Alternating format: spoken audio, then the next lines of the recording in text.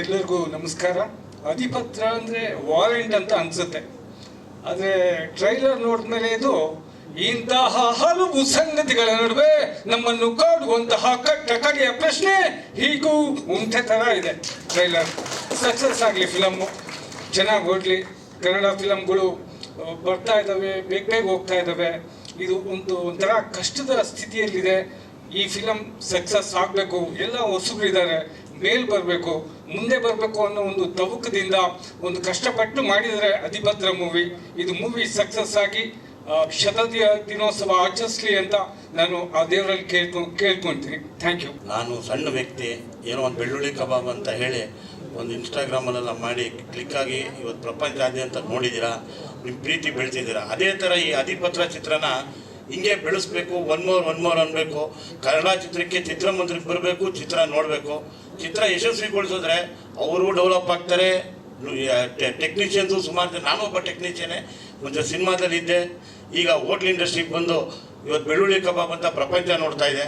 ಅದೇ ಥರ ಈ ಚಿತ್ರನೂ ನೀವೆಲ್ಲ ನೋಡಿ ಪ್ರೋತ್ಸಾಹ ಕೊಡಬೇಕು. ಪ್ರತಿಯೊಬ್ಬರು ಕನ್ನಡ ಚಿತ್ರನ ಚಿತ್ರಮಂದಿರಕ್ಕೆ ಬರಬೇಕು, ದಯವಿಟ್ಟು ನೋಡಬೇಕು, ಖುಷಿ ಪಡಬೇಕು. ಒನ್ ಮೋರ್ ಥರ ಚಿತ್ರಮಂದಿರಕ್ಕೆ ಬಂದು ಚಟಾಪಟ ಅನ್ಬೇಕು. ಇದೇ ನಮ್ಗೆ ಈ ಯಶಸ್ಸಿದ್ರೆ ಪ್ರಪಂಚನೇ ಬೆಳೆಯುತ್ತೆ, ಖುಷಿಯಾಗಿರುತ್ತೆ. ನಿಮ್ಮೆಲ್ಲ ಪ್ರೀತಿ ವಿಶ್ವಾಸಕ್ಕೆ ನಾನು ಎಂದು ಚಿರಋಣಿ.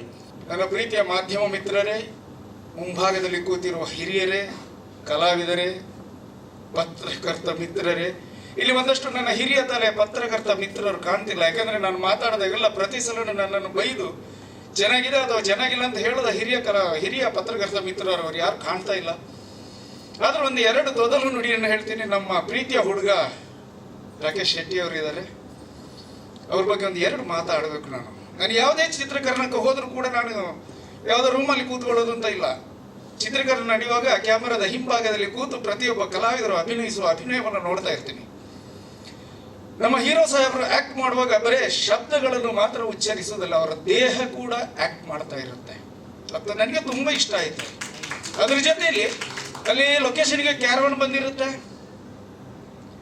ಇವ್ರು ಕ್ಯಾರವನ್ ಹೋಗೋದನ್ನ ನಾನು ಯಾವತ್ತೂ ನೋಡಿಲ್ಲ. ಊಟ ಮಾಡೋವಾಗಲೂ ನಮ್ಮ ಜೊತೆ ಊಟ ಮಾಡ್ತಾರೆ. ಬಟ್ಟೆ ಚೇಂಜ್ ಹೋಗಲ್ಲ, ಅಲ್ಲಿ ಯಾವುದೋ ಒಂದು ಪೊಲೀಸ್ ಸ್ಟೇಷನ್ ಇರ್ತದೆ, ಅದ್ರ ಒಳಗೆ ಹೋಗ್ಬಿಟ್ರಪ್ಪ ಬಟ್ಟೆ ಚೇಂಜ್ ಮಾಡಿ ಬರ್ತಾರೆ. ಮತ್ತೆ ಕ್ಯಾರವನ್ ಯಾಕೆ ತರಿಸಿದ್ದಾರೆ ಅಂತ ನನಗೆ ಅರ್ಥನೇ ಆಗ್ತಿರ್ಲಿಲ್ಲ.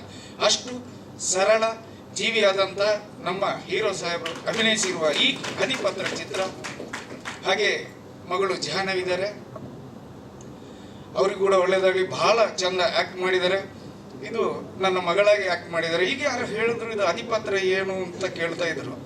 ನಾನೀಗ ಅಧಿಪತ್ರ ಏನು ಅಂತ ಹೇಳಿದ್ರೆ ನಮ್ಮ ಚಾನ್ ಶೆಟ್ರು ನಾನು ಹಿಡ್ಕೊಂಡು ಬೆಳೆದು ಬಿಡ್ತಾರೆ. ಆದರೆ ಆ ಅಧಿಪತ್ರದಲ್ಲಿ ಅದು ಮೊದಲ ಪತ್ರನೂ ಅಲ್ಲ, ಮುಖ್ಯ ಪತ್ರನೂ ಅಲ್ಲ, ಯಾವ ಪತ್ರನೂ ಅಲ್ಲ. ಚಿತ್ರ ನೋಡಿದ್ಮೇಲೆ ಪ್ರತಿಯೊಂದು ಅಕ್ಷರಕ್ಕೂ ಅರ್ಥ ಏನು ಅನ್ನೋದು ನಿಮಗೆ ಗೊತ್ತಾಗುತ್ತೆ.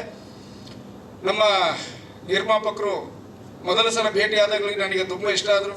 ಅದಕ್ಕಿಂತ ಮೊದಲು ಚಾನ್ ಶೆಟ್ರು ನನಗೆ ಪರಿಚಯ ಆಗಿದ್ರು. ಅವ್ರ ಕಥೆ ಹೇಳುವಾಗಲೂ ತುಂಬ ಇಷ್ಟ ಆಯಿತು. ಎಲ್ಲ ಯುವಕರ ಮಧ್ಯದಲ್ಲಿ ನಾನೊಬ್ಬ ಮುದುಕ ಈ ಚಿತ್ರದಲ್ಲಿ ಅಭಿನಯಿಸಿರೋದು ನನಗೆ ತುಂಬ ಖುಷಿ ಕೊಟ್ಟಂಥ ವಿಷಯ. ನನ್ನ ಪಾತ್ರ ಒಂಥರ ವಿಶಿಷ್ಟವಾಗಿದೆ.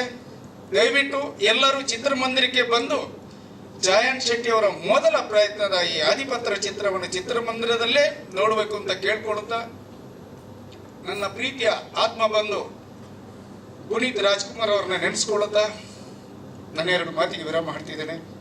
ಧನ್ಯವಾದಗಳು. ಧನ್ಯವಾದಗಳು ಸರ್.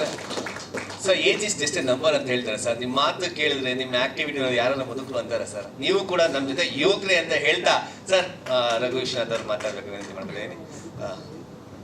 ರಘು ಸರ್ ಮಾತಾಡಿ. ಎಲ್ರಿಗೂ ನಮಸ್ಕಾರ. ಎಲ್ಲ ಮಾಧ್ಯಮ ಮಿತ್ರರಿಗೂ ಹಾಗೂ ಎಲ್ಲ ಚಿತ್ರರಂಗಕ್ಕೆ ಹತ್ತಿರವಾಗಿರುವಂಥ ಎಲ್ಲ ಸಂಬಂಧಿಕರಿಗೂ, ನಮ್ಮ ಕುಟುಂಬ ಎಲ್ರಿಗೂ ನಮಸ್ಕಾರ. ಹೇಳಿದ್ದನ್ನೇ ಹೇಳ್ತಾ ಇರೋದು. ಯಾಕಂದರೆ ಎಲ್ಲರೂ ಸಿನಿಮಾದ ಬಗ್ಗೆ ಮಾತಾಡುವಾಗ ಅಧಿಪತ್ರ ಸಿನಿಮಾ ಅದು ಇದು. ಮೊದಲಿಗೆ ನಮ್ಮ ಅನ್ನದಾತರು ಇಲ್ಲಿದ್ದಾರೆ, ಕುಲ್ದೀಪ್ ಅವರು ಫಸ್ಟ್ ನನ್ನ ಕರೆದು ಮಾತಾಡಿದಾಗ ಒಟ್ಟಿಗೆ ಊಟ ಮಾಡಿದ್ವಿ. ಅನ್ನದ ಋಣ ಇದೆ sir, thank you very much.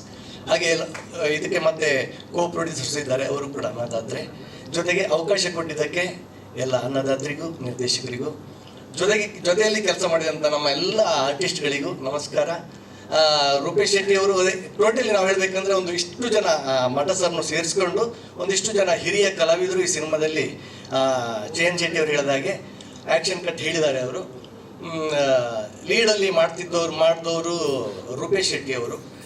Sir ಹೇಳಿದಾಗೆ ನಾವು ಕೂಡ ಅವ್ರು ನೋಡಿದ್ದಾರೆ, ನಮ್ಮ ಜೊತೆಲೇ ಕುತ್ಕೊಂಡು ಕಪ್ಪಲ್ಲಿ ಟೀ ಕುಡ್ಕೊಂಡು ತುಂಬ ಡೆಡಿಕೇಶನ್. ಎಲ್ಲರೂ ಕೂಡ ಜಾನವೇರ್ ಆಗ್ಬೋದು, ಮಠ ಸರ್ ಆಗ್ಬೋದು, ಟೋಟಲಿ ಸಿನಿಮಾ ಅನ್ನೋದು ಅಥವಾ ನನಗೆ ಒಂದು ಥಿಯೇಟ್ರಿಂದ ಬಂದವನು, ಡೆಡಿಕೇಶನ್ ಇದ್ದಾಗ ಮಾತ್ರ ಒಂದು ಸರಿಯಾದ ಒಂದು ಪ್ರತಿಫಲ ಬರುತ್ತೆ ಅನ್ನೋದಕ್ಕೆ ಯಾವುದೇ ಕೆಲಸ ಮಾಡೋದು ಹಾಗೆ ಇರಬೇಕು. ಪ್ರತಿಯೊಬ್ಬರು ತುಂಬ ಡೆಡಿಕೇಶನ್. ಆ ಕ್ಷಣದಲ್ಲಿ ಸಿನಿಮಾ ಶೂಟಿಂಗ್ ಟೈಮಲ್ಲಿ ಮಳೆ ಬಂದಿತ್ತು, ಕಾಡಲ್ಲಿ shooting, day and night shooting.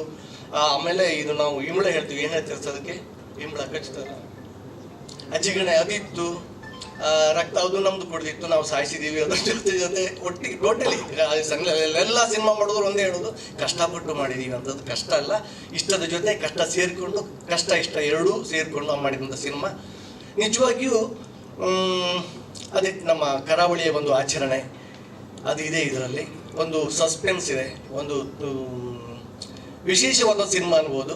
ನನಗೆ ಈ ಸಿನಿಮಾ ಯಾಕೆ ವಿಶೇಷ ಅಂದರೆ, ನನ್ನನ್ನು ಹೆಚ್ಚಿನವರು ಎಲ್ಲ ನೋಡಿದ್ದೀರಿ, ಸಣ್ಣ ಪುಟ್ಟ ಬೇರೆ ಬೇರೆ ಪಾತ್ರಗಳು, ಹಾಸ್ಯ ಪಾತ್ರಗಳನ್ನು ಮಾಡ್ಕೊಂಡಿದ್ದು ನನ್ನನ್ನು ಡೈರೆಕ್ಟ್ರು ಮತ್ತು ನಮ್ಮ ನಿರ್ಮಾಪಕರು ನೀವು ಈ ಸಾರಿ ಒಂದು ಪಾತ್ರ ಚೇಂಜ್ ಮಾಡಬೇಕು ಅಂತ ನನ್ನನ್ನು ಸ್ವಲ್ಪ ಕೆಟ್ಟ ಒಂದು ವ್ಯಕ್ತಿಯಾಗಿ ತೋರಿಸಿದ್ದಾರೆ. ಇದನ್ನ ಒಂದು ನೆಗೆಟಿವ್ ಕ್ಯಾರೆಕ್ಟರ್ ಮಾಡಿದ್ದಾನೆ ಇದರಲ್ಲಿ. ಸೊ ನೋಡಬೇಕು, ನಾನು ತುಂಬ ಎಲ್ಲರ ಥರ ನಾನು ಜಾಸ್ತಿ ಕಾತುರದಿಂದ ಕಾಯ್ತಿದ್ದೇನೆ, ಯಾಕಂದರೆ ನಾನು ಹೇಗೆ ಮಾಡಿದನೋ ಗೊತ್ತಿಲ್ಲ. ಆದರೆ ಒಂದು ಸತ್ಯ, ಡಬ್ಬಿಂಗ್ ಮಾಡುವಾಗ ನಮಗೆ ಸೀನ್ಗಳು ಸಿಗುತ್ತೆ ಕಾಣೋದಕ್ಕೆ. ಎಲ್ಲರ ಪರ್ಫಾರ್ಮೆನ್ಸ್ ಆಗಿರ್ಬೋದು, ಮಾಡಿರೋ ಲೊಕೇಶನ್ನು, ಫ್ರೇಮು, ನಮ್ಮ DOP ಅವರು ಮಾಡಿರೋ ಕೆಲಸ ಎಲ್ಲೋ ಒಂದು ಕಡೆ ರೋಮಾಂಚನವಾಗಿದ್ದು ಸಕ್ಸಸ್ ಆಗಲಿ. ಜಯಂತ್ ಶೆಟ್ಟಿ ಅವರ ಪ್ರಥಮ ನಿರ್ದೇಶನವರಿಗೆ ಅವರಿಗೆ ಸಕ್ಸಸ್ ಆಗಲಿ, ನಮ್ಮ ಟೀಮಿನಲ್ಲಿ ಕೆಲಸ ಮಾಡಿರುವಂಥ ಎಲ್ಲರಿಗೂ ಸಕ್ಸಸ್ ಆಗಲಿ. ಕನ್ನಡ ಚಿತ್ರ ಬೆಳೀಲಿ. ಎಲ್ಲರೂ ನಮ್ಮ ಚಿತ್ರವನ್ನು ನೋಡಿ ನಮಗೆ ಸಪೋರ್ಟ್ ಮಾಡಬೇಕೆ ಕೇಳ್ಕೊಡ್ತೇನೆ. Thank you very much.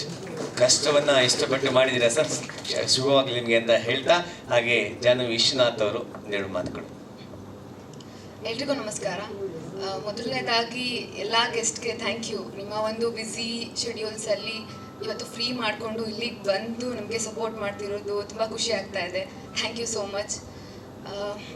ನನಗೆ ಎಲ್ರಿಗೂ ಥ್ಯಾಂಕ್ಸ್ ಹೇಳೋಕ್ಕೆ ಚಾನ್ಸ್ ಸಿಕ್ಕಿತ್ತು, ಬಟ್ ಮಠ ಸರ್ ಮತ್ತು ಪ್ರಕಾಶ್ ತುಮ್ನಾಡು ಸರ್ಗೆ ಮಠ ಸರ್ ಮತ್ತು ರಘು ಪಾಂಡೇಶ್ವರ್ ಸರ್ಗೆ ಥ್ಯಾಂಕ್ಸ್ ಹೇಳೋಕ್ಕೆ ನನಗೆ ಚಾನ್ಸ್ ಸಿಕ್ಕಿರಲಿಲ್ಲ. ಥ್ಯಾಂಕ್ ಯು ಸರ್ ನಿಮ್ಮಿಬ್ರಿಗೂ. ನಿಮ್ಮ ಒಂದು ಸಲಹೆ, ಸಪೋರ್ಟ್ ನನಗೆ ತುಂಬ ಹೆಲ್ಪ್ ಆಗಿದೆ. ಆ್ಯಂಡ್ ನಮ್ಮ ಅಧಿಪತ್ರ ಸಿನಿಮಾ ಇದೇ ತಿಂಗಳು 7ನೇ ತಾರೀಕು ರಿಲೀಸ್ ಆಗ್ತಿದೆ. ಈಗಾಗಲೇ ಟ್ರೈಲರ್ಗೆ ಒಂದೊಳ್ಳೆ ರೆಸ್ಪಾನ್ಸ್ ಸಿಕ್ಕಿದೆ, ಅದಕ್ಕೆ ಎಲ್ರಿಗೂ ಥ್ಯಾಂಕ್ಸ್ ಹೇಳ್ತೀನಿ. Especially media, thank you so much. ಎಲ್ಲರೂ ಥಿಯೇಟರ್ಗೆ ಬಂದು ನಮ್ಮ ಸಿನಿಮಾನ ನೋಡಿ ಸಪೋರ್ಟ್ ಮಾಡಬೇಕಂತ ಕೇಳ್ಕೊತಾ ಇದ್ದೀನಿ. Thank you.